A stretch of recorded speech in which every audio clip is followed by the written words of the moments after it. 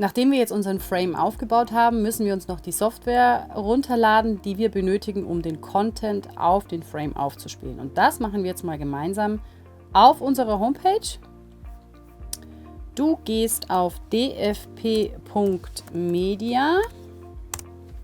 dann auf den Bereich LED Solutions und da scrollst du ein Stückchen runter und dann kommst du hier direkt schon zu unserem Download-Bereich. Hier findest du noch ein paar mehr Sachen, unter anderem zum Beispiel unser Handbuch. Und was wir jetzt brauchen, sind die beiden unteren HD-Player und HD-Set. So, HD-Player brauchen wir, um den Content auf den Frame aufzuspielen, und HD-Set brauchen wir, um die Hardware zu konfigurieren. So, diese Software gibt es aktuell nur für Windows. Für iPhone oder Android-Geräte gibt es auch eine App, aber dazu gibt es ein extra Video. So, jetzt laden wir die zwei Sachen mal runter. Einmal Player, einmal Set. So, nachdem du dir nun die Software von unserer Homepage runtergeladen hast, wollen wir die mal gemeinsam installieren. Und zwar findest du die im Download-Ordner natürlich. Und da findest du HD-Set und HD-Player. Wir fangen mit dem HD-Set an. Einmal Doppelklick. Und dann fragt dich dein Rechner, ob du das zulassen möchtest. Ja, wollen wir. Und dann sollst du eine Sprache auswählen. Wir nehmen hier Englisch. Ganz einfach aus dem Grund, weil die deutsche Übersetzung nicht so ganz geglückt ist. Okay. So, und dann wirst du auch schon durchgeführt. Einmal Next. Jetzt wirst du gefragt, wo du das Ganze hinhaben möchtest. Du musst deinen Pfad bestimmen. Wir nehmen den, der schon da steht, und sagen einmal installieren. So, während dieser Installation kannst du dir schon mal deinen Kaffee vorbereiten lassen. So, zack, und schon fertig. Jetzt wollen wir uns aber dieses Fenster nicht anzeigen lassen. Also machen wir hier den Haken weg, bevor wir sagen fertigstellen. Und dann machen wir das Ganze mit unserem HD-Player, wieder im Download-Ordner. Doppelklick, du möchtest wieder zulassen, jawohl. Sprache nimmst du wieder Englisch. Einmal okay. Und dann wirst du wieder durchgeführt. So, Next und hier auch Next. Und dann wirst du wieder gefragt, wo du das Ganze hinhaben willst und sagst installieren. Und jetzt kannst du dir den Kaffee holen, den du dir vorbereiten hast lassen, denn das dauert einen Moment.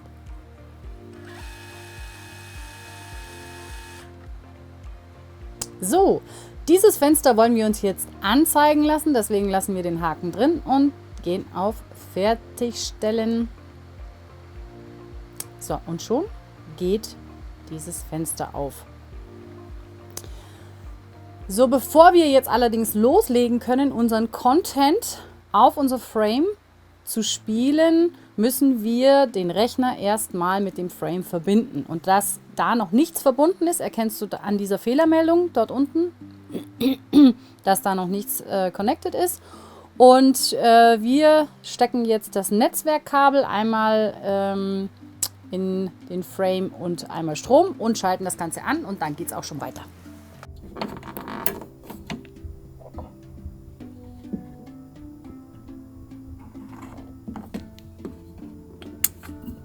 So, das Ganze dauert jetzt einen kleinen Moment, bis das alles verbunden ist. In der Zwischenzeit kann ich schon mal weiter erklären. Und zwar ist hier ein Fenster aufgegangen und in diesem Fenster müssen wir jetzt unsere Auflösung bestimmen. Wenn dieses Fenster nicht aufgeht, dann kann es sein, dass hier auf der linken Seite noch was drin steht. Dann musst du rauslöschen. Ja? Und dann erscheint dieses Fenster.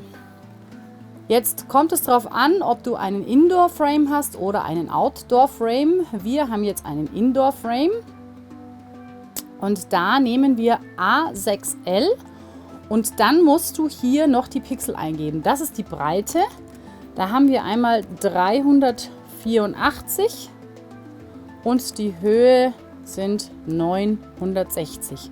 wenn du jetzt für einen Frame, wenn du jetzt 2 Frames hast, dann hast du hier natürlich diesen Wert mal 2, bei 3 Frames mal 3. Die Höhe bleibt immer gleich natürlich. So, und dann sagen wir auch schon okay. Und warten noch auf unsere Verbindung. Genau, das ist das, was ich gerade gemeint habe. Wenn hier noch was drin steht, ja, dann erscheint dieses Fenster nicht, wo du die Auflösung einstellen kannst. Dann müsstest du das hier alles rauslöschen, sodass hier nichts mehr steht. Ah, wir sind verbunden. So, und jetzt können wir tatsächlich auch direkt schon loslegen. Und zwar, hier oben hast du jetzt deinen Ordner oder wie auch immer du das nennen willst. Das ist dein Projekt. Wir nennen es jetzt mal Dragonface 005. So, und jetzt siehst du hier oben in dieser Leiste, dass du verschiedene Dinge einfügen kannst. Wir wollen jetzt angenommen dein vorbereiteter Content, den du im Vorfeld schon vorformatiert haben musst, also es muss die richtige Auflösung sein.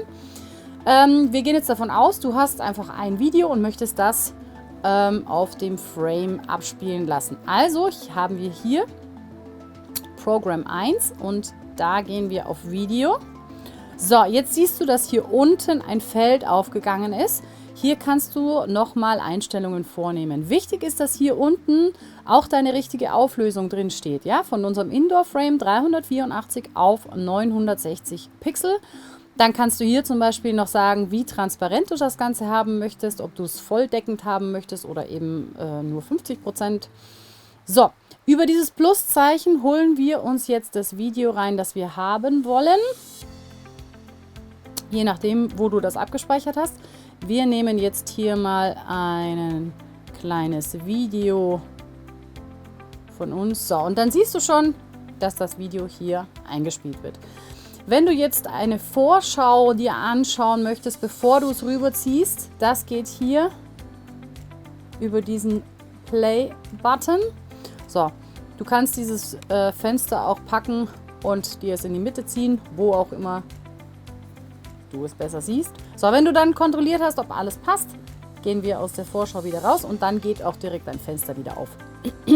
So, jetzt möchten wir diesen Content auf den Frame ziehen und das machen wir hier oben mit dem Send-Button. Da gehst du drauf und dann erscheint hier ein Feld, wo alle Frames angezeigt werden, die im Netzwerk verfügbar sind. Also es kann ja sein, dass du in deiner Firma 10 Frames irgendwo stehen hast und du musst dir denjenigen auswählen, den du bespielen möchtest. Wir haben jetzt hier nur einen drin. Ups, den klicken wir mal an. So, und jetzt sagen wir Send. Und jetzt sollte unser Content erscheinen.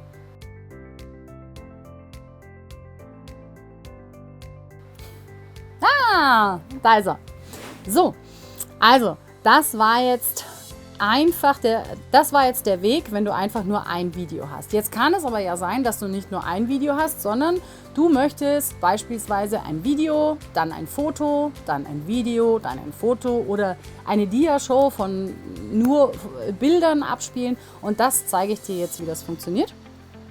Du gehst hier links wieder in deine Leiste, wo du dein Projekt angelegt hast und gehst auf Program. So, dann erscheint hier Program 2 und dann kannst du sagen beispielsweise, okay, jetzt möchte ich ein Foto einfügen.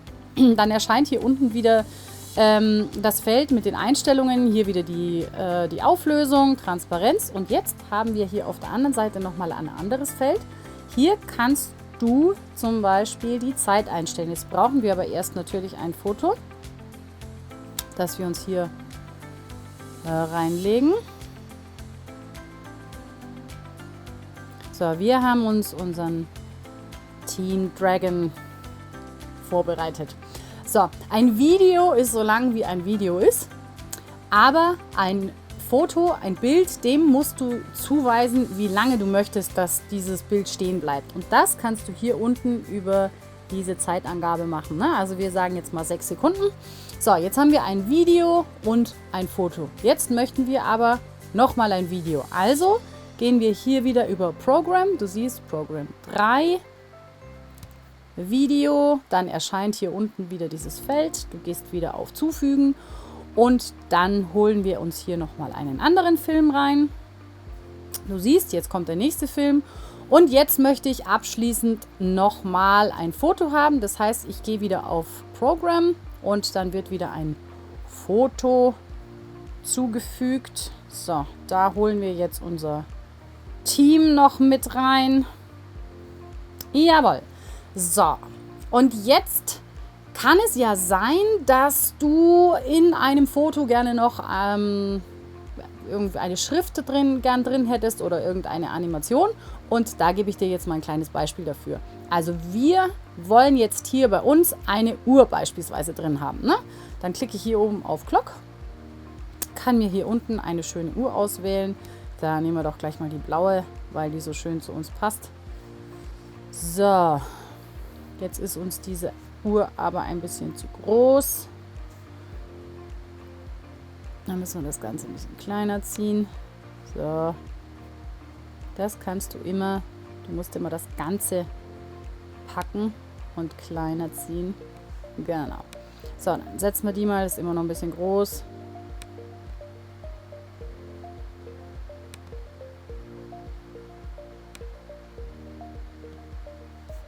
Jetzt bin ich aus der Uhr rausgerutscht.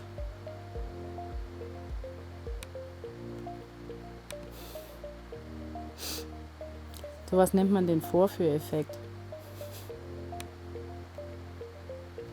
Nein. Die Uhr will mich nicht mehr. Jetzt. So, jetzt habe ich sie so groß, wie ich sie haben möchte. Jetzt setze ich mir die Uhr hier in die Mitte. Okay. Dann müssen wir aber noch die Zeitzone einstellen, dass das auf uns passt. Und wir nehmen da einmal Athen, weil das die gleiche Zeitzone ist wie bei uns. Und dann siehst du schon, jetzt stimmt auch die Uhrzeit. So, jetzt möchte ich hier unten aber gerne noch einen Schriftzug einfügen. Das bedeutet, wir gehen hier oben auf Text und dann geht hier unten ein Textfeld auf, so wie du es aus jedem Textverarbeitungsprogramm kennst.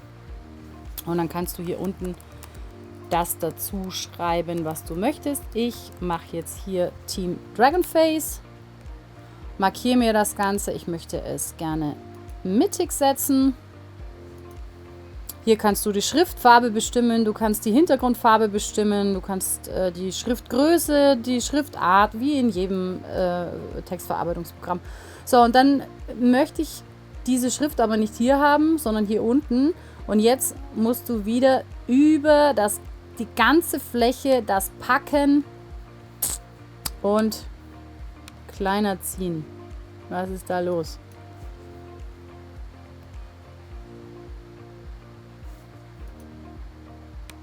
So, jetzt hier. Genau. Und jetzt nehme ich mir das und setze mir das da unten so rein, wo ich es haben möchte. Genau. So, und dann gibt es hier auf der anderen Seite, vorhin hatten wir das schon, ne? Du möchtest bestimmen, wie lang du das Bild eingeblendet haben willst. Und jetzt gibt es hier noch die Möglichkeit von verschiedenen Animationen. Ne? Also du kannst jetzt hier die Schrift reinfahren lassen und auch wieder rausfahren lassen. Also probier dich da gerne durch. So, jetzt haben wir hier soweit unseren Content vorbereitet, den wir jetzt wieder auf unseren Frame spielen wollen. Und da gehen wir jetzt oben wieder auf Send und dann geht wieder dieses Fenster auf. In unserem Fall, wir hatten das ja jetzt schon, du musst halt eben wieder auswählen, welches dein Frame ist. Und dann werden wir jetzt gleich mal sehen, ob das alles funktioniert hat. Du hast natürlich wieder die Möglichkeit, das wie vorhin auch in der Vorschau dir einmal anzuschauen, ob das auch alles passt. So, jetzt sagt der Laden, da ist er, unser Drache. So, das hat funktioniert. Aber jetzt gibt es ja noch eine andere Möglichkeit. Du kannst den Content, so wie wir das gerade jetzt gemacht haben, vom Rechner über ein Netzwerkkabel auf den Frame draufziehen. Die zweite Möglichkeit ist mit dem USB-Stick und das zeige ich dir jetzt. Du nimmst den USB-Stick. So, dann suchen wir uns den erstmal.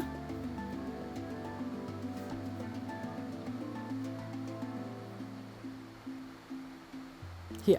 So, jetzt ist auf unserem USB-Stick schon was drauf. Das sollte nicht so sein. Das heißt, wir machen den erstmal leer. Das ist wirklich wichtig, dass du alles einfach einmal runterlöscht. Und dann ist ganz wichtig, dass du ihn formatierst. Also, wir gehen hier einmal auf Formatieren. Jetzt bei uns stimmt es schon, was drin steht. FAT32. Wenn jetzt da meinetwegen NTFS zum Beispiel drin steht, du musst ihn unbedingt auf FAT32 formatieren. So, das war's auch schon.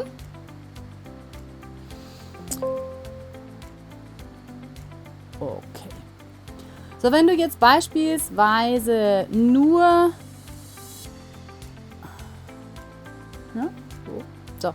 Wenn du jetzt beispielsweise nur ein Video hast, wie ganz am Anfang, das du drauf haben möchtest auf deinem USB-Stick, dann kannst du das ganz einfach via Drag and Drop. Das heißt, du suchst dir dein Video raus, ziehst es rüber und schon ist es drauf auf unserem USB-Stick. Das lösche ich jetzt aber wieder, weil ich dir die andere Variante zeigen möchte. Und zwar die, dass wir jetzt auf unserem USB-Stick den ganzen Content drauf haben wollen, den wir uns gerade vorbereitet haben. Video, Foto, Video, Foto. Jetzt schließt du das Fenster und gehst wieder zurück hier zu deiner Oberfläche. Und dann gehen wir hier oben erstmal rein bei den 2 Pfeilen und möchten erstmal den Speicher von unserem Frame löschen. Ja, hier sagst du Clear Program. Den möchten wir löschen. So, und du siehst, alles weg. Wichtig ist, du solltest warten, wenn du drauf gedrückt hast und es ist eingegraut, dann solltest du warten, bis es nicht mehr eingegraut ist, sonst ist er noch nicht fertig mit Löschen. Dann kannst du das hier wieder schließen. So, und jetzt wollen wir das alles auf den Stick drauf haben. Das heißt, wir gehen wieder hier oben zu den 2 Pfeilen und da steht To U-Disk. Und das machen wir jetzt. Dann geht hier ein Fenster auf, da ist dein USB-Stick angezeigt und du sagst Exportieren. Und dann zieht der das alles auf den Stick drauf. Jawohl. Dann kannst du ihn auswerfen und direkt in deinen Frame stecken.